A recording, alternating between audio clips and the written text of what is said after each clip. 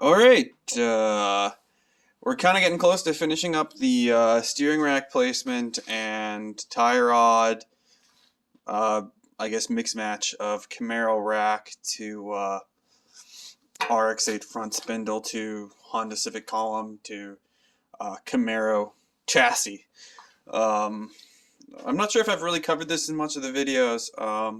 This has been a while since I've posted any updates on this. But we have our column there. We need to fill in that little gap on the subframe there. This is just kind of, it's a little bit one above tacking in, but it's not the final weld in and secure. It doesn't have much, I guess, vertical bracing you'd call it. Not that it really needs it because all your load is kind of left and right. So, but yeah, so I'll show you what we've had to do here. We've had to buy some cheap tie rods off of Rock Auto.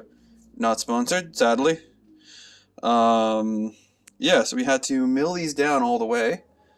I think I still have the OEM one on this side because it's fucked. You can see how long it is versus this guy.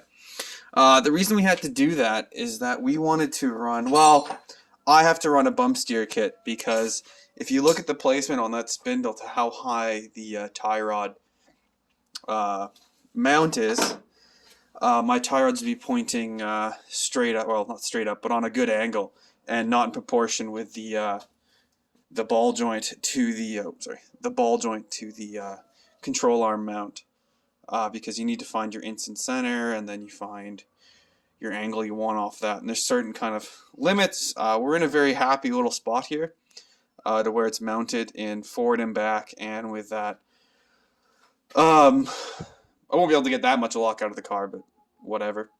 It's not really a drift car. I may try doing it, and hopefully it turns out better than what I did in the Capri. I'm rambling here. Yeah, so we went to a Heim joint style. It's not the best option, but it is a option. Some of the other options are cutting this guy off and then re-welding it down lower and possibly farther in. And then you could move the rack closer in. You could move the rack. It'd be right bang onto its position. But then you're welding onto a spindle. You really need to jig this up because if you fuck it up between the two and they're not the same, you will have a car that is undrivable for the most part because you will have steering geometry changes. Your wheels will not turn in the same... Another way you can do it is people have... sometimes on your strut tube style, there's two bolts here, and they put something in there. But you could also just make a flat plate that would bolt to where your wheel hub bolts to, because this is a flat surface, and then come off and have that here, and usually just chop that off.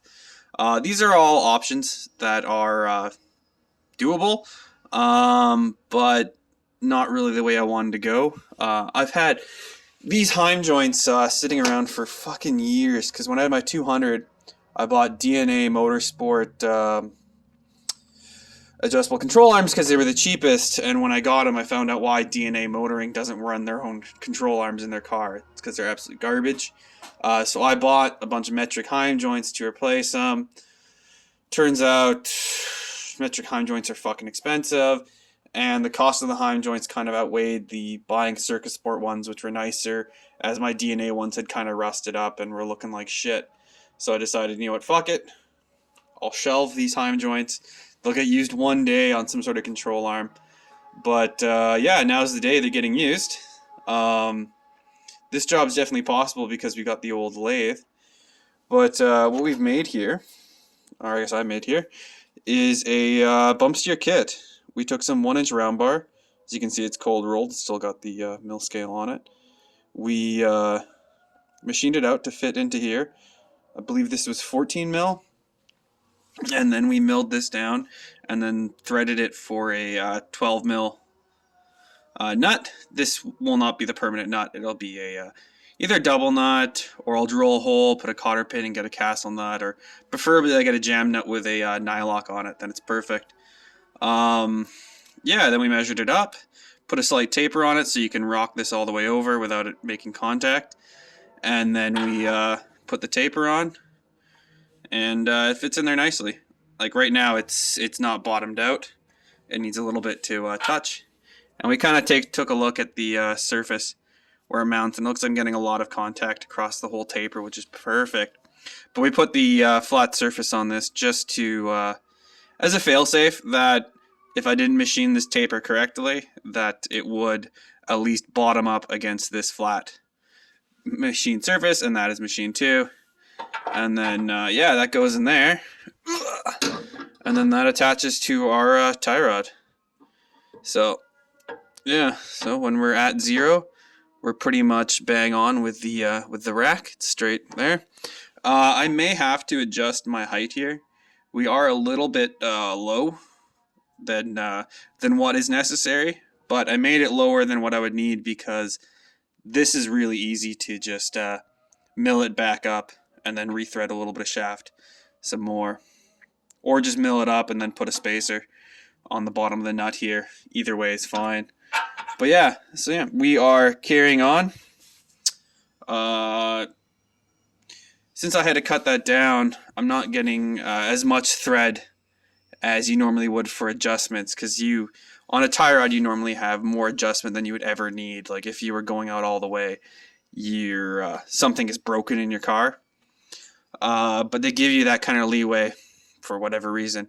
So I'm going to rely more on making this tube to the correct length, and that's going to be have to done when I get wheels on this car and get it on the ground and see where my center is, center on the rack, and then I can actually measure it. So I have, a 1/4 inch of adjustment either way before I either max out on the threads or run out of threads. Preferably closer to maxing out on threads than running out.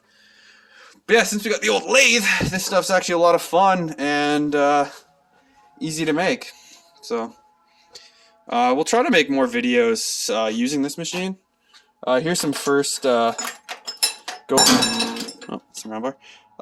go-throughs on making that. We tried to make it out of round bar.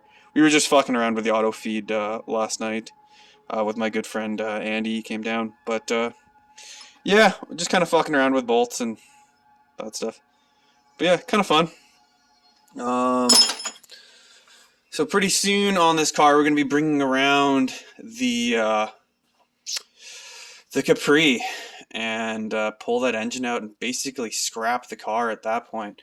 But bringing the Capri around is a bit of a kerfuffle because I don't have a ability to steer the car. But we'll figure it out. So yeah, I'll smell you guys later. Bye.